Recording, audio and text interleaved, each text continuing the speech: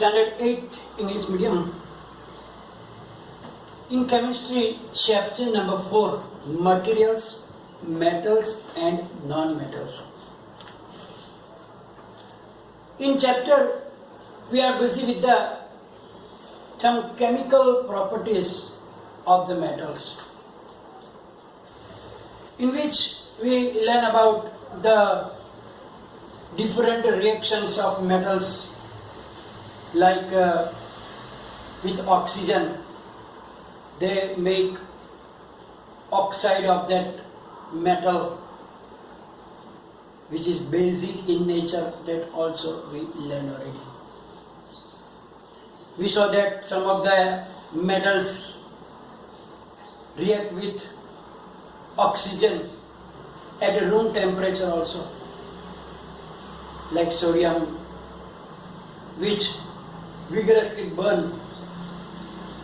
And some of the metals are non-reactive with oxygen. They do not react with oxygen, like gold, silver, etc. Then we saw the reaction with water. In that also you see that the sodium vigorously react with water also. And some of the metals react with cold water, some react with hot water, some react with the water vapor. And few metals are such that do not even react with water, because they are very, very non-reactive, like gold, silver. And then last we learn about the reactions of metals with acid. Generally we saw that when the metals react with acid, generally they produce hydrogen gas. Most of the metals are like that they will react with hydrochloric acid or the sulfuric acid, and some of them at high temperature, some of them at room temperature, normal temperature, but they react with the acid.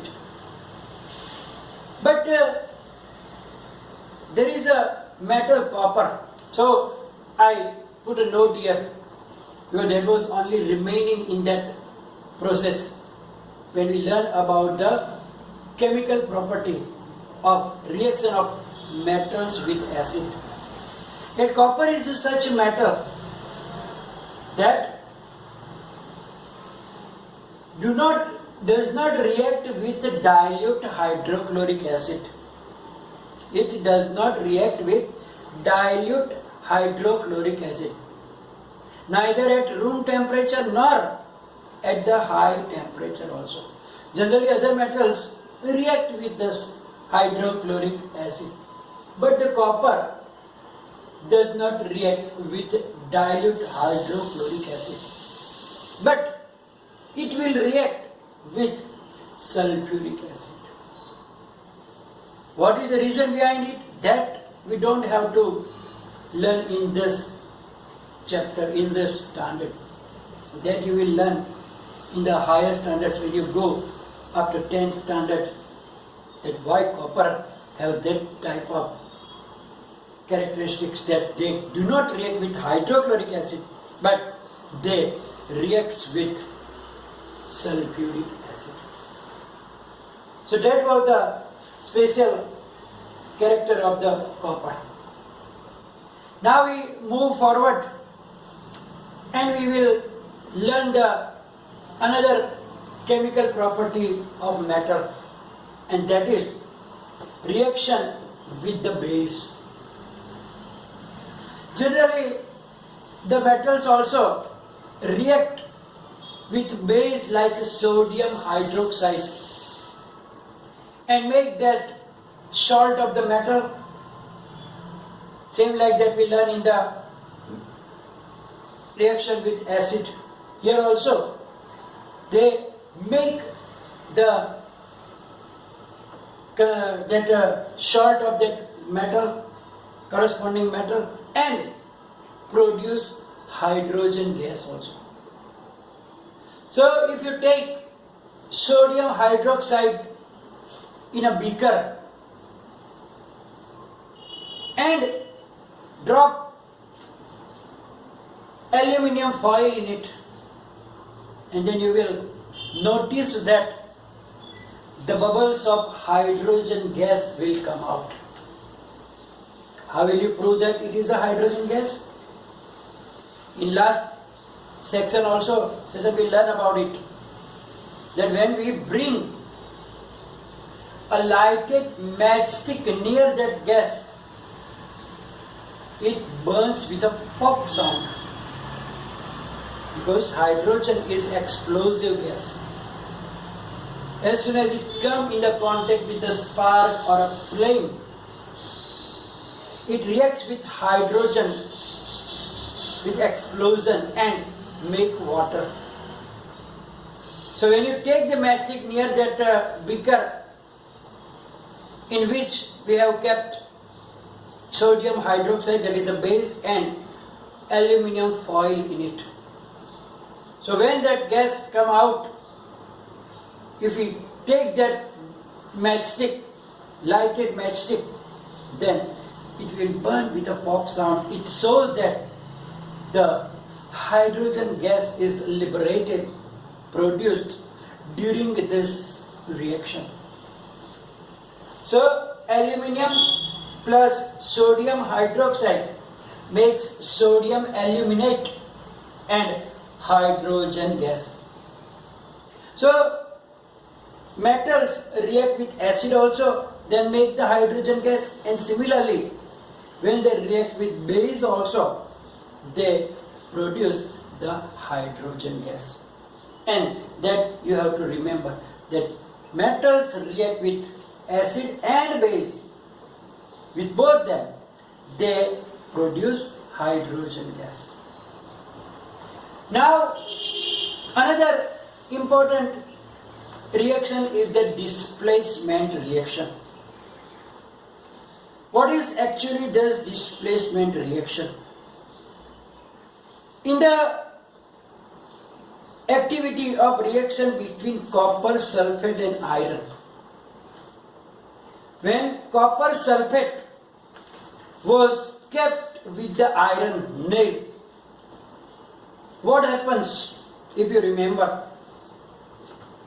when you put the iron nails in the solution of copper sulfate, then you will notice that a brown reddish layer will be deposited on the iron nails.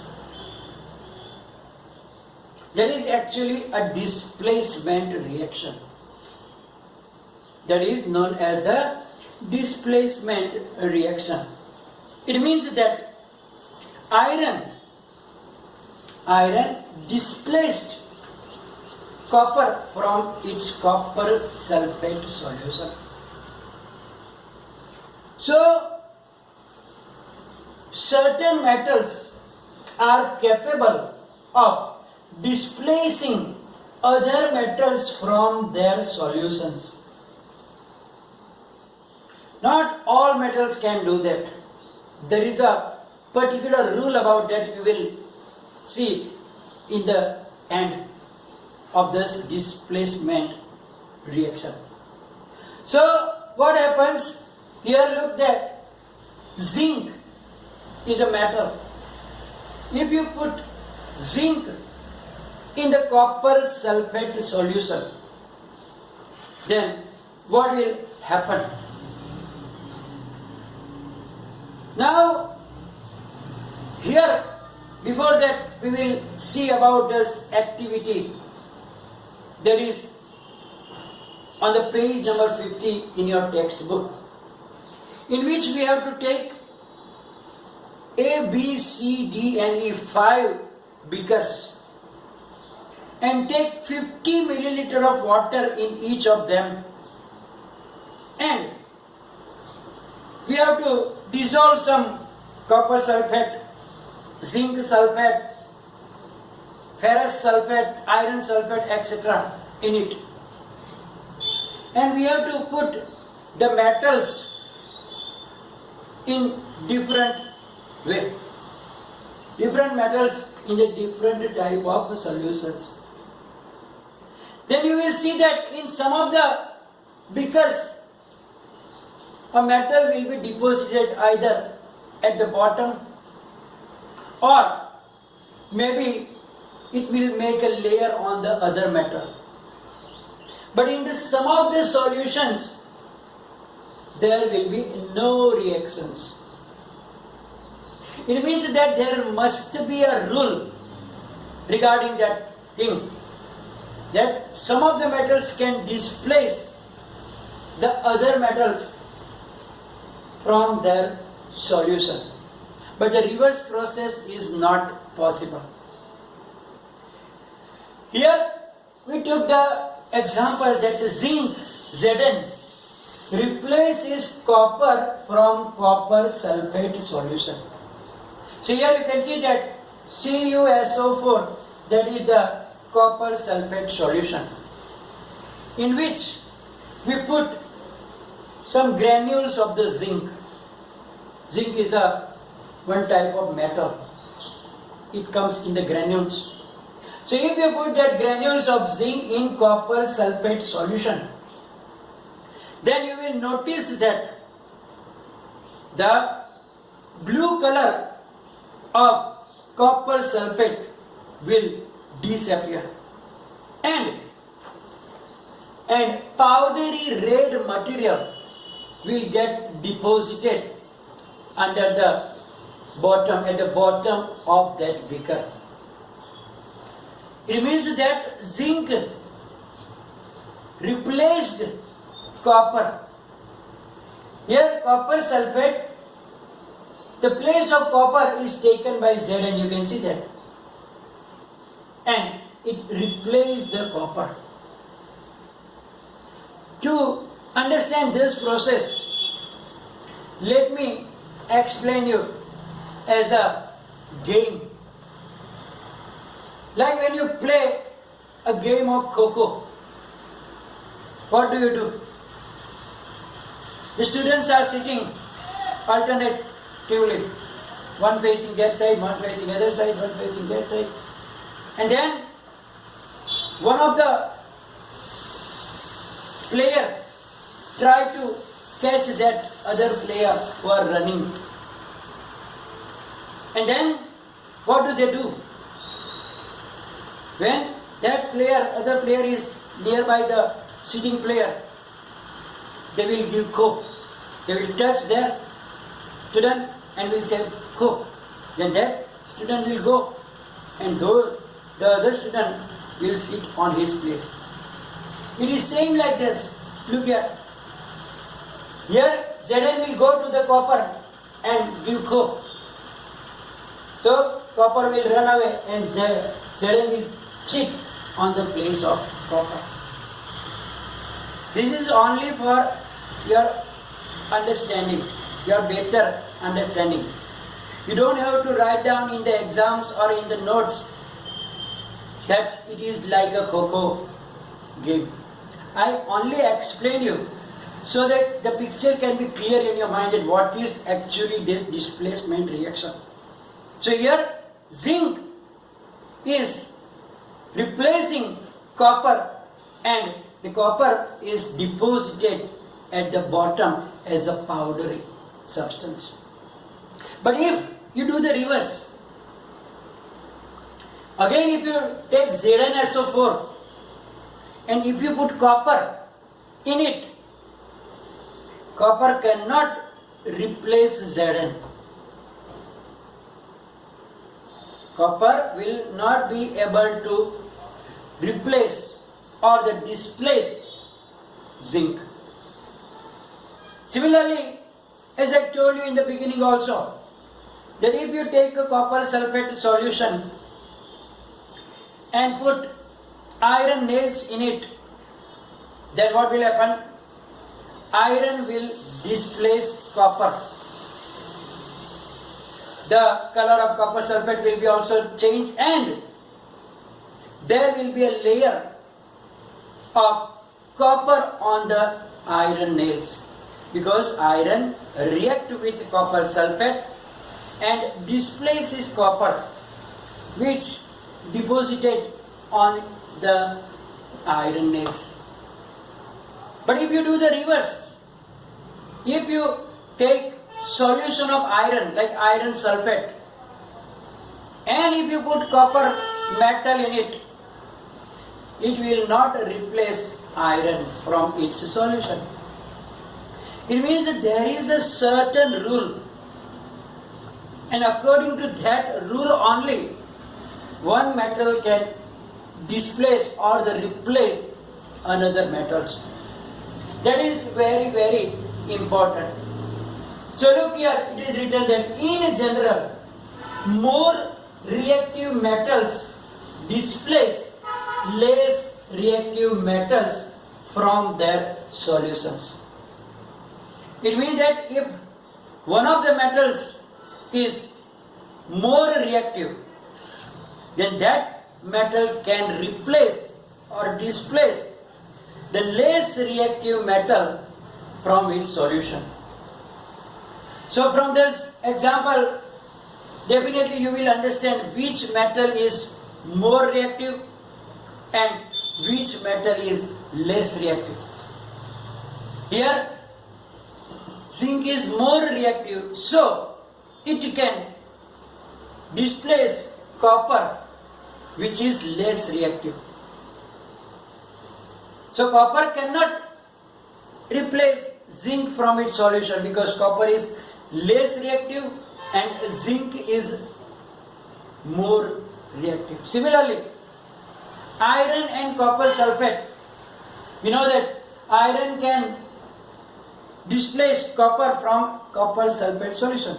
It means iron is also more reactive than the copper.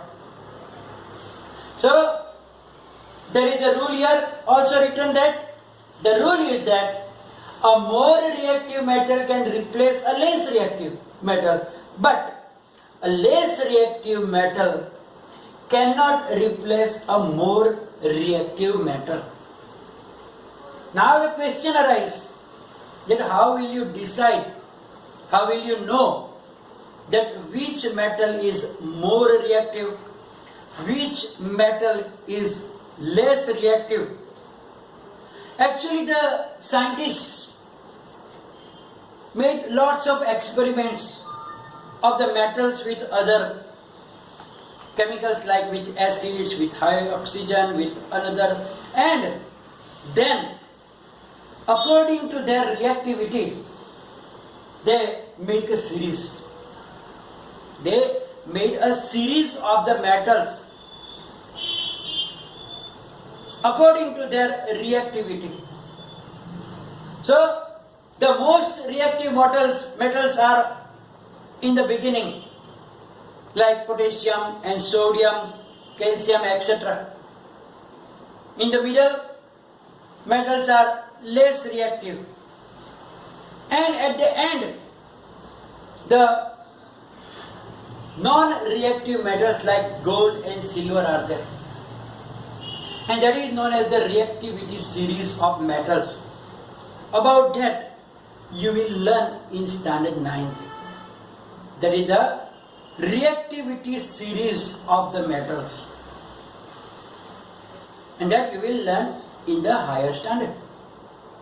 So here only we have to remember that a more reactive metal can replace or displace a less reactive metal from its solution.